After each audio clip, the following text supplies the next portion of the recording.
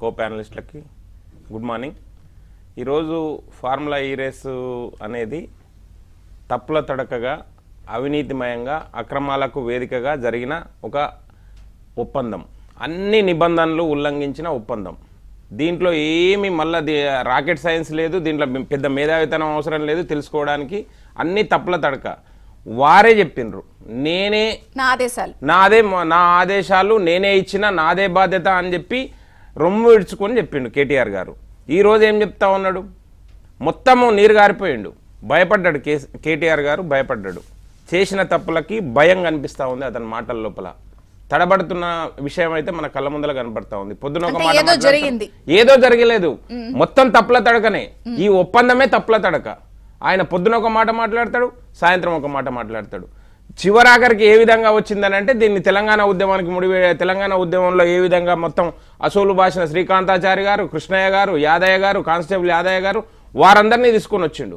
ఆ విధంగా మళ్ళీ ప్రజల్ని రెచ్చగొట్టి పబ్బం గడుపుకోవడం కోసం ప్రయత్నం చేస్తా ఉన్నారు. తెలంగాణ సమాజము బీఆర్ఎస్ సంబంధం లేని అంశాలు అదే. వీరికి ఎక్కడా లేకపోతే గోదావరిలో కొట్టుకుని పోయేటప్పుడు గడ్డిపోచనైనా ఒకటి ఆదుకుంటుందేమని పట్టుకోవడానికి కోసం ప్రయత్నం చేస్తున్నారు. కానీ తెలంగాణ సమాజం తిరస్కరించిన పార్టీ. ఎందుకు అని అంటే వీరు చేసిన తప్పులు, అక్రమాలు, అవినీతి కనుకనే మిమ్మల్ని ఇప్పటికి కూడా ఇంకా మీరు రియలైజ్ కాకుండా ఇంకా మభ్యపెట్టడం కోసం మీరు ఎన్ని రకాల మభ్యపెట్టిన మాటలు మాట్లాడినా కానీ తెలంగాణ సమాజం నమ్మడానికి సిద్ధంగా లేదు. ఎందుకు మీరు ఎన్నికల సమయం లోపల మీరు ఆపద్ధర్మ మంత్రి, నేను మంత్రిగా నేను ఇచ్చినా అని చెప్పి ఏదో గొప్పగా చెప్తా ఉన్నారు కదా. ఆపద్ధర్మ మంత్రి ఆ రోజు కోడ్ ఆఫ్ కండక్ట్ ఉంది, ఎలక్షన్ కమిషన్ ఉంది. ఎలక్షన్ కమిషన్ కి తెలియకుండా రిజర్వ్ బ్యాంక్ నిబంధనలు తుంగలో దొక్కి మీరు డబ్బులు పంపించిన విధానము. ఏస్ నెక్స్ట్ జన్ మీరు చెప్తా ఉన్నారు కదా, తెలంగాణకి ఇది ఒక తలమానికమైన ఫార్ములా ఈ రేస్ ప్రాజెక్ట్ తీసుకొని వచ్చినామని చెప్పి. ఎందుకు ఏస్ నెక్స్ట్ జన్ స్పాన్సర్షిప్ నుంచి తప్పుకున్నదండి? ఒకవేళ అంత లాభదాయకము ప్రతిష్టాత్మకమైన ప్రాజెక్ట్ అయితే ఒక స్పాన్సర్డ్ కంపెనీ ఎందుకు తప్పుకుంటది? వాళ్ళకి క్రెడిట్ వస్తుంది కదా. అంటే మీరు చేసిన తప్పులకి మేమెందుకు బాధ్యత వహించాలనే ఉద్దేశంతో వాళ్ళు భయపడ్డారు. వాళ్ళు రియలైజ్ అయ్యారు, వాళ్ళు గ్రహించారు, తప్పుకున్నారు. మీరు చేసే తప్పులకి మీరు లోపాయికారి ఒప్పందాలకు మేమెందుకు మధ్యవర్తిగా ఉండాలని చెప్పి వాళ్ళు తప్పుకున్నారు. కనుకనే వారు ఈరోజు సేఫ్ సైడ్ లో ఉన్నారు. మీరు చేసిన తప్పులకి దేనికి కూడా బాధ్యత వహించే పరిస్థితి లేరు. ఇంకొక విషయం ఏంటంటే, తెలంగాణలో మేము ఈ రేస్ తీసుకొని వచ్చినాం, 700 కోట్ల రూపాయల అదనపు లాభం జరుగుతూ ఉంది, తెలంగాణకు మంచి పేరు వస్తూ ఉంది అని చెప్పి చెప్తా ఉన్నారు కదా. అదంతా తప్పుల తడక. మీరు చేసుకున్న ఏదైతే ఒప్పందం ఉన్నదో ఆ ఒప్పందంలో ఒక్కటంటే ఒకటి, ఆర్బీఐ నిబంధనలు అక్కడ ఇడిచిపెట్టు, క్యాబినెట్ అనుమతి అక్కడ ఇడిచిపెట్టు. మీరు ఏ విధంగా అధికారులను తప్పుదారి పట్టించారు? అదేనండి, నాదే బాధ్యత, మీరు గో హెడ్, నేనే చూసుకుంటా. మళ్ళీ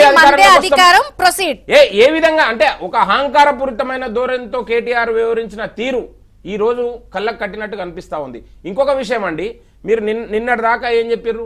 మాది కేసు, అది లొటపీస్ కేసు అన్నారు, ఒప్పుకున్నారు. మీరు ఆ లొటపీస్ కేసు దాని గురించి పెద్దగా భయపడాల్సిన అవసరం లేదని చెప్పారు.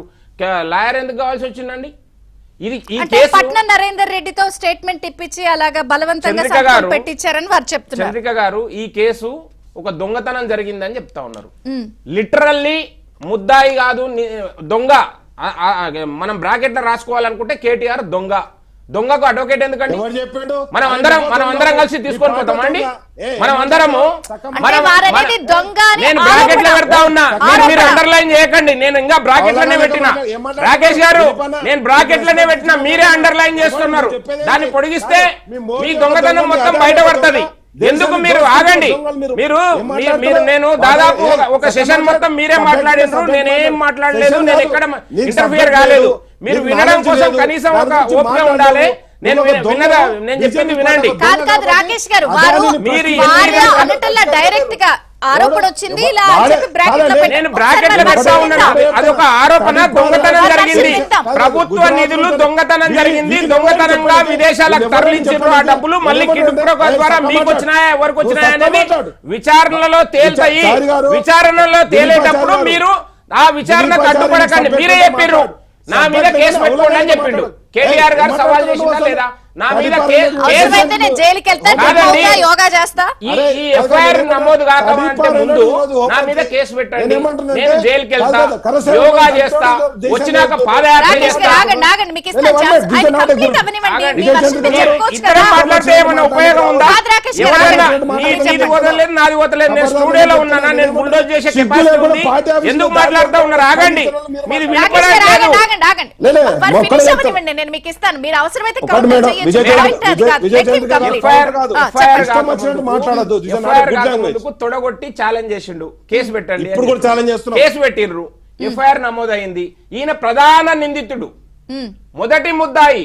For your kind information, KTR గారు మొదటి ముద్దాయి ఈ కేసులో. నేను కేసు పెడితే నేను జైలు పోవడానికి సిద్ధంగా ఉన్నా అని చెప్పిండు, యోగా చేసుకుంటా అని చెప్పిండు, వచ్చి పాదయాత్ర చేస్తా అన్నాడు, పాదయాత్ర చేసిన తర్వాత ముఖ్యమంత్రి అయితే అన్నాడు. ఎందుకు భయపడతా ఉన్నారు? లాయర్ ఎందుకు కావాల్సి వస్తుంది? చనిపోయిన శ్రీకాంతాచార్య గారు ఎందుకు కావాల్సి వస్తున్నాడు? చనిపోయిన కృష్ణయ్య గారు ఎందుకు కావాల్సి వస్తున్నాడు? తెలంగాణ ఉద్యమకారులు ఎందుకు కావాల్సి వస్తున్నారు? కాదండి, ఉస్మానియా విద్యార్థులు ఎందుకు కావాల్సి వస్తున్నారు? అడుగుతున్నారని కాదు.